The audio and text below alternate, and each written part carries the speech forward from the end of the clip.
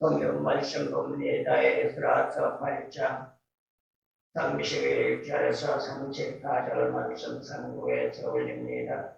에스라서 8장 31절에서 34절 말씀.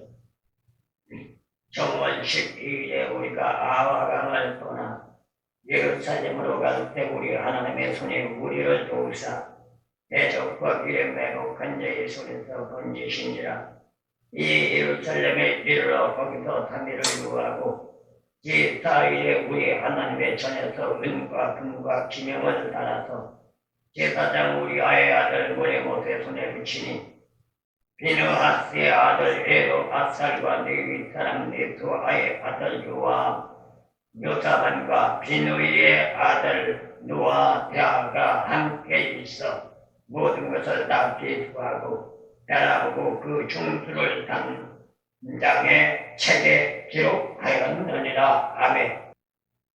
바벨론 130년 포로 기간을 마무리하고 이스라엘 인도와의 남녀노소 약 9천여 명이 약 4개월 동안 바벨론 바사에서 떠나 고토의 땅 예루살렘에 도착한 후 고향 땅 예루살렘에 올라와서 그들이 해야 할 일을 하는데 그것은 바로 아하와강에서 일어났던 사건 가운데 하나님 앞에 드려질 예물을 준비했던 걸 운반하는 레위인들과 제사장들을 통하여 이제 예루살렘에 올라와서 오늘의 말씀을 보니까 예루살렘에 있는 제사장들과 레위인들에게 가지고 오는 하나님의 예물을 인계하는 모습을 볼 수가 있습니다. 이것은 오늘날 우리에게도 마찬가지입니다. 예수를 믿고 신앙의 삶을 사는 데 있어서 오늘날 현 시대 사람들은 단순하게 너무나 생각합니다. 그냥 내가 믿으니까 교회 다니니까 바쁜 생활 속에서 아무렇게나 생각 없이 올라와서 1시간 동안 앉았다 내려가면 믿는 거라고 예배 드리는 거라고 착각하고 있습니다. 오늘 말씀의 역사적인 배경을 보면 바벨론 이후 포로 생활에서 영원했던 고토의 땅으로 돌아오는 기간이 오늘 본문 말씀의 배경에 주어지는 사람들은 약 130여 년이 걸렸습니다. 민족적인 나라 없는 고통의 핍박과 박해와 함께 포로민이라는 132년을 벗어나 그렇던 영원했던 고토의 땅의 흙을 밟을 수 있는 기쁨과 희열이 넘치는 복된 역사가 그들에게 전개된 겁니다. 그렇다고 해서 그걸로 머무는 것이 아니고 그걸로 끝낸 것이 아니라 오늘 성경 말씀 배경을 볼 것 같으면 그들은 하나님의 집 예루살렘에 올라와서 믿는 자로서 선민으로서 어떻게 해야 한다는 것을 오늘날 우리 예수 믿는 사람들에게 일깨워주는 교훈이라고 말할 수 있습니다. 아까도 말씀드렸습니다. 바벨론 바사 제국에서 떠난 지 4개월 만에 귀한 민들은 에스라의 인도라에 정월 1일에 바벨론 바사 제국을 떠나서 계획하고 준비한 만반의 전제 조건들을 그달 12일에 아하람을 떠나 고토의 땅을 향해 다시금 출발했던 게 7장 15절에서 나옵니다. 그러면 아하람에서 와가지고 일어났던 사건이 바벨론 바사 제국을 떠난 지 며칠 만에 12일 만에 일어난 사건이었다는 겁니다. 우리도 역시 마찬가지입니다. 예수를 믿는다고 해서, 하나님이 함께 한다고 해서, 하나님의 불러냈고 선택했고 세웠다고 해서 인생의 삶이 아무런 문제가 없다고 생각하면 그건 착각입니다. 하나님 앞에 선택돼서 부름받았고 하나님이 성별에서 세워졌어도 어려움과 고난과 역경은 있다는 걸 우리는 인식해야만 합니다. 그러한 결과 속에서 그들은 어떻게 했어요? 그 아합 강에서 3일 동안 금식하며 기도했고, 그리고 부족했던 것들을 채워가며 더 준비하는 작업을 하고 출발했던 겁니다. 귀한 길에 도사리고 있던 대적자들과 매국자의 환난과 역경을 이겨내는데 그들의 능력과 힘이 아니라 오늘 성경 말씀에서 말씀하고 있는 것을 보면 하나님의 도우심이 있었다는 걸 고백하고 있습니다. 아무리 힘들고 어려워도 하나님이 함께 하시고 에벤네스의 도움의 역사가 있다면 모든 상과 여건들은 에바다의 열리는 역사와 달리달굼에 일어나는 역사가 나타나는 줄로 믿습니다. 그리고 5월 초하루에 귀한 길의 여정을 마치게 됐다는 겁니다. 1월 1일에 출발해서 5월 1일에 귀한 길을 마치게 됐으니 만 4개월이 걸린 것이죠. 이러한 사실을 통하여 우리에게 주어지는 영적인 교훈을 한번 생각해보지 않을 수가 없습니다. 오늘 본 말씀 31절에서 32절 보면 귀한 길의 여정을 우리에게 교훈해주고 있습니다.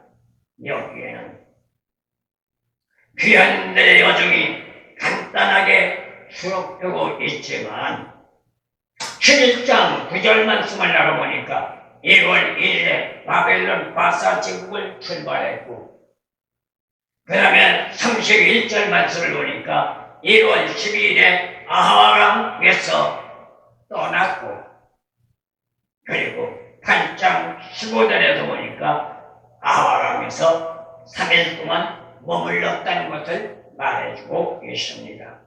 그렇다면 바벨론 바사 제국에서 떠났다 아하람에 출발한 때까지 기간은 얼마나 걸렸느냐? 바로 9일이 지나갔다는 것을 말합니다. 귀한민들은 바벨론 바사 제국을 떠나서 9일 만에 아하람에 도착했고 거기에서 3일 동안 머무르는 동안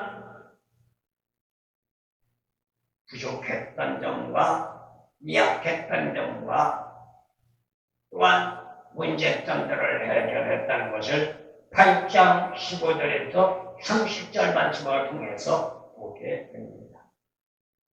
그리고 1월 10일에 아하람에서 다시 귀한 길의 여정을 시작한 겁니다. 7장 9절 말씀을 나가면 같은 해 5월 1일에 예루살렘에 도착했습니다.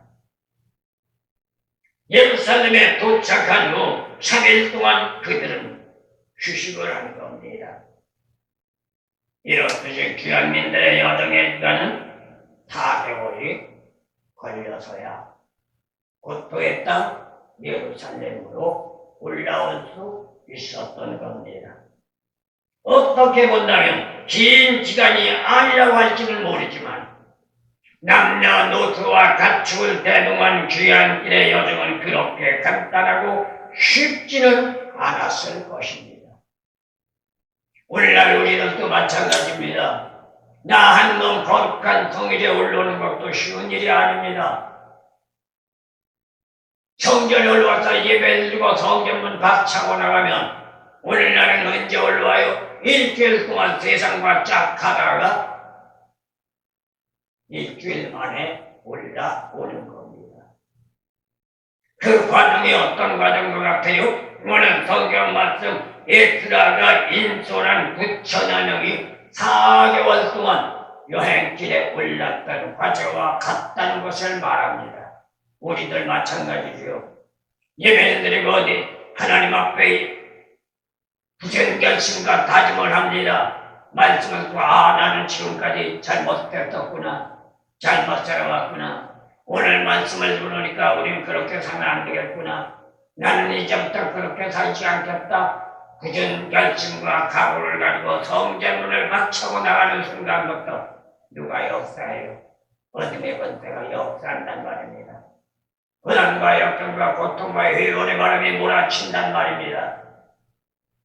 이러할 때 우리는 어떻게 해야 할까요? 대답수가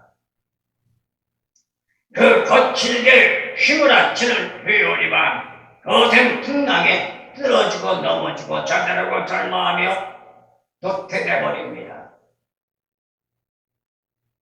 그런데 오늘 성경 말씀을 참고해 보면 에스라는 바벨론 바사 제국을 떠나 9일 만에 변에 도착했을 때 자신들의 우리가 문제가 있다는 걸 알게 됐고 하나님의 관계 성립이 무엇인가 잘못된 것을 깨달았을 때 그대로 나가지 않고 문제를 해결하고 하나님의 도우심을 구하기 위하여 금식했고 그리고 모든 준비를 갖춘 다음에 다시금 귀향길에 올랐다는 겁니다. 이게 우리들의 신앙의 삶이요 신앙의 생활이 되어야 합니다.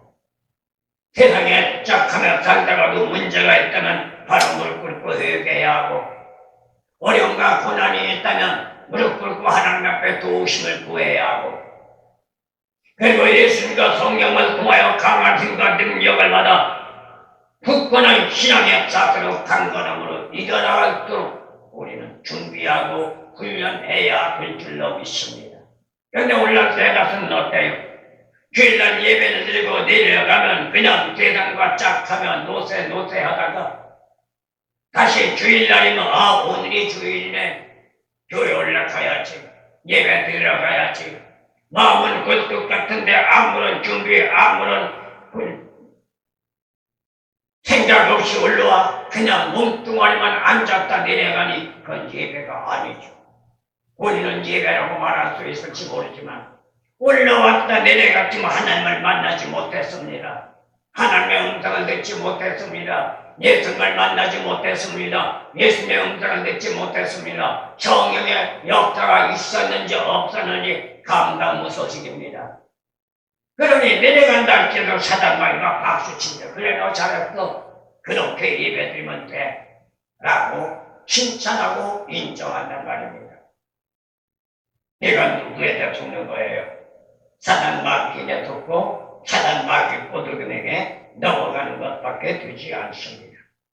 그렇다면 이 4개월 우리에겐 일주일이라는 기간이 길다면 길고 짧다면 짧다고 말할 수 있지만 오늘 본 말씀 배경을 본다면 남녀노소와 가축을 대동한 귀향길의 여정은 우리가 생각하는 것처럼 간단하고 쉬운 일이 아니라는 거죠. 그리고 그들의 여정의 거리는 900마일쯤 험난한 여정으로 오직 하나님만 의지하면서 귀향길에 올랐던 귀향민들의 신앙적인 모습을 우리는 생각할 때 오늘날 많은 기독인들에게 귀가 익을 수밖에 없단 말입니다. 그래서 오늘 성경 말씀에서 뭐라고 말씀하고 있어요? 31절에서 말합니다. 우리 하나님의 손이 우리를 도우사라고 말하고 있습니다. 하나님이 도와주셨어요. 오늘 시간 저와 여러분들도 오늘 본 말씀 및 남유다 귀한민들에게 하나님의 도와주셨던 축복의 역사가 오늘 이 시간 이 예배를 드리는 우리 모두에게 있어지기를 예수님의 이름으로 축원합니다. 뿐만 아닙니다. 대적자들과 매복자들의 손에서 건지셨다는 거지요. 31절 말씀에서 말합니다. 뭐라고 말해요? 대적과 길의 매복 큰 자의 손에서 건지신지라. 아까도 말씀드렸습니다. 예수를 잘 믿는다고 해서, 교회를 잘 다닌다고 해서, 신앙생활을 잘한다고 해서 어려움이 없고 고난이 없고 고통이 없다는 건 아닙니다. 그러나 하나님이 함께하는 삶이 되면 오늘 본 말씀 31절에서 말한 것처럼 부심의 역사, 에벤네셀의 역사가 있어지는 줄로 믿습니다. 이게 복된 삶이라는 거죠. 그렇기 때문에 오늘 본 말씀을 보면 이들은 신앙의 고백을 하나님이 도우셨다고 말할 수 있었던 겁니다. 그렇다면 우리들은 과연 어떤가요? 믿는다고 말은 하지만 힘들고 어려운 일을 당면하게 되면 너 나를 막론하고 좌절과 낙망하면서 무너지는 때가 비일비재하지 않습니까? 그런가 하면 인생 삶의 여정을 생각해보더라도 한평생을 살아가는 동안 기쁨과 즐거움보다는 힘들고 어려운 일로 좌절과 절망 속에서 근심과 걱정으로 일관한 나들이 더욱 많다는 것을 우리는 부인할 수 없단 말입니다. 그러나 진정으로 믿는 자라고 말한다면 오늘 성경 말씀 배경의 귀한 민들의 고백과 같이 힘들고 어려운 상황 속이라 할지라도 하나님에 대한 감사와 찬송이 우리의 입술에서 터져 나와야 될 줄로 믿습니다. 이게 신앙의 삶을 사는 사람의 생활이에요. 이게 믿는 자의 삶인 겁니다. 시중일관한 신앙의 삶. 이를 의지할 때 귀한 민들은 4개월이나 기나긴 여정을 하나님 도우심 속에서 어려움과 고난과 역경이 있었지만 이겨가며 극복해가며 고토의 땅 예루살렘까지 무사하게 올라갈 수 있었던 겁니다. 여기서 무사하다는 얘기는 아무런 문제가 없었던 얘기가 아닙니다. 문제는 분명히 있습니다. 회오리 바람이 있고 태풍과 같은 것은 바람이 있습니다. 그런데 하나님이 지켜주셨으니 그것을 이길 수가 있었고 그것을 극복할 수가 있고 그래서 그 어려움과 고난과 역경의 과정을 뚫고 고토의 땅까지 갈 수 있었다는 그 자체가 무사한 축복이라는 것을 말해주고 있는 겁니다. 또한 32절에서 34절 말씀 보면 어떤 문제가 나와요? 귀한 길에 올라왔을 때 아하람변에서 하나님 앞에 고토의 땅 예루살렘 성전에 올라가면 그가 예물을 준비하고 그 예물을 준비해서 그것을 옮길 수 있는 제사장과 레위인들을 선정하여 그들에게 책임을 지고 아무런 문제없이 옮기도록 했던 것, 그게 이루어졌단 말입니다. 에스라와 귀한 민들은 귀한 길의 요동을 풀기 위하여 3일간 휴식했다고 했고, 그리고 4일째부터 아하람까지서 출발할 때 가지고 성전 예물을 30절 말씀을 볼 때 재점검했던 것을 보게 됩니다. 26절 말씀을 볼 때 예물의 수량을 점검했고 제사장과 레위인 앞에서 수량을 다시 한번 확인하면서 정확한 장부에다 기록하고 그리고 성전 곳간에다가 보관한 때까지 그들은 책임을 졌던 겁니다. 이게 직분자의 삶입니다. 우리가 그런데 어때요? 현 시대의 교회 직분자는 목사님들도 마찬가지고 교회 직분자들도 마찬가지입니다.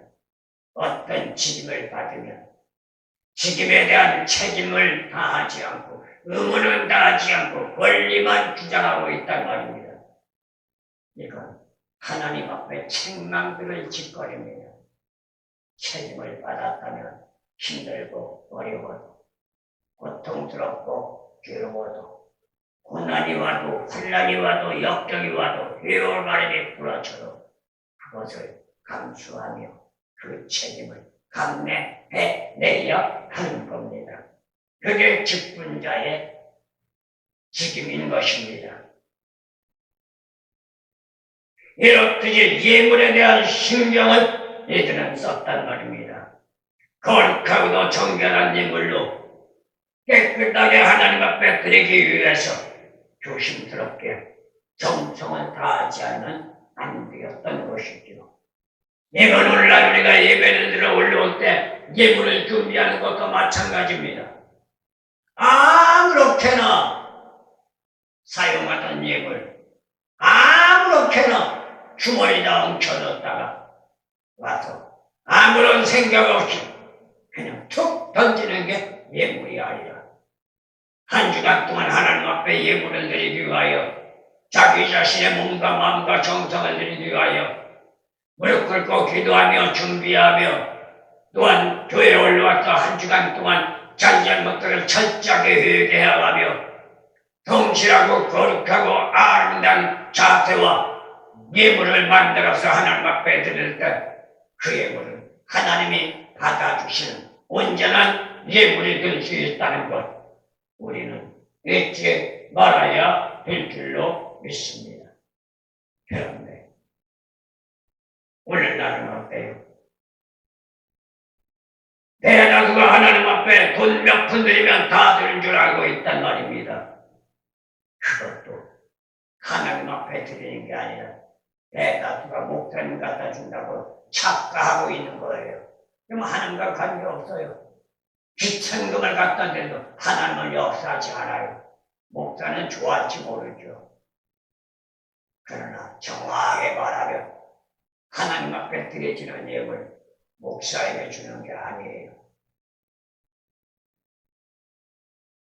하나님 앞에 드려지고 하나님 앞에 드려진 예물은 하나님의 원하고 바라고 수많은 뜻대로 쓰여질 때 하나님의 영광의 축복이 본인들에게 돌아간다는 말입니다. 그것도 인간 자신의 불순한 생각이나 엉뚱한 마음을 가지고 예물을 드린다면 하나님은 미안하고 섭섭하지만 받아주지 않습니다. 그렇다면 믿는 자만 예물을 드릴 때 물질 몇 푼 드리는 것으로 만족해하지 마시고 예물을 드리기 전에 먼저 마음과 정성을 다하는 준비부터 해야 될 줄로 믿습니다. 그리고 거룩하고도 정결한 예물을 드리는 마음 자세가 되어져야 한다는 말입니다. 그래서 예수님은 말씀하셨습니다. 몸과 마음과 뜻과 정성을 다하라고. 하지만 대다수가 세상 삶으로 일관하다가 주일날 교회를 올라올 때 아무런 준비 없이 무심하게 발걸음을 옮겨가면서 그것도 예배 시간 임박해서 아니면 몇십 분이 지나서 올라와 하나님과의 관계 성립을 생각하지도 않은 채 그저 단순하게 눈만 끔뻑 하고 예배 시간에 참석했다고 자도취에 빠져서 설교 시간에도 온갖 잡념으로 마음의 생각 정리하지 않은 채 예배 시간이 끝나고 아무렇지 않은 감각, 아무렇지 않은 생각 속에서 세상으로 다시 돌아간단 말입니다. 그렇다면 뭐하러 올라와요? 예배를 뭐하러 드려요? 하나님의 집 교회를 뭐하러 와요? 교회 오는 목적을 모르는 사람들이고 예배를 드리는 목적을 모르는 사람들이에요. 교회는 왜 올라와요? 누구를 보러 올라와요? 하나님을 만나기 위해서 올라오는 거예요. 예배 시간에 누구를 만나야 돼요? 누구의 음성을 들어야 돼요? 목사님의 음성을 듣는 것이 아니라 목사님의 설교를 통하여 하나님의 음성을 들어야 한단 말입니다. 예수님의 음성을 들어야 하고 성령의 음성을 들어야 한단 말입니다.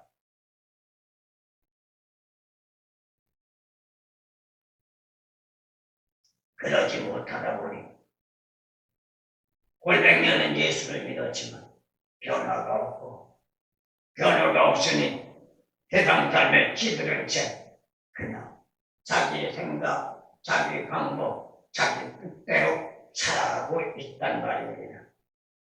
이렇게 되면 천만금의 물질을 드린다 할지라도 골백년을 교회를 오른 길인다 할지라도 하나님과는 아무런 상관이 없단 말입니다. 그런데 문제는 현 시대는 웬일인지 몰라도 신앙적인 삶이 어찌 되었든지 간에 물질만 많이 내면 믿음이 좋은 사람이라는 시대가 오늘날 현 시대입니다. 그래서 어떤 교회는 11조를 내는데 어떻게 내야 하느냐, 빚이라도 내서 내라고 하는데 그게 믿음이 좋은 사람이라고. 미친 짓거리죠. 나는 도무지 이해가 안 돼요. 뭐하러 그런 교회 다녀요?